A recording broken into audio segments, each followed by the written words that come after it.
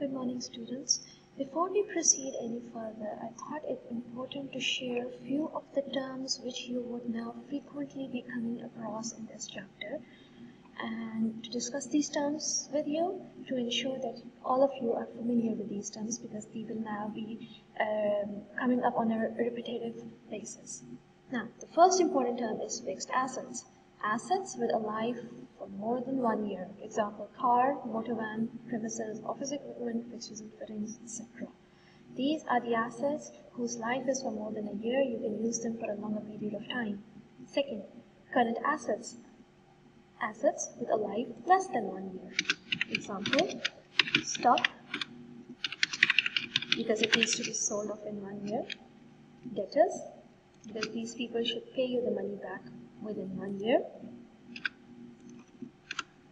Money in the bank account, because it's money in the bank account is used on a rotationary basis. You use it, new money comes in, and the money you have as your cash in hand.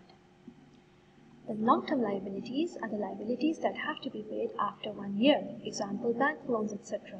But it doesn't specifically have to be bank loans, because you can have bank loans which, according to the terms and conditions set by the bank, you might need to pay it back within a year. Then it will appear as a current liability, because a current liability is a liability which needs to be paid back within 1 year. So the difference between long-term and current liabilities is the same as that between the fixed assets and current assets, the timing difference. Okay, the working capital is the capital of a business which is used in its daily operations, used in their day-to-day trading operations. That is the money which is used on a rotationary basis. So this is not the money used to buy fixed assets, because when you buy fixed assets, you have locked the money for a longer period of time. This is the money you collect from your debtors, and then you use it to pay your creditors. You use this money to pay your daily expenditures. This is the running cash of the business. So it is calculated by current assets minus current liabilities. The stronger the working capital position, the better the business is paying off its current liabilities.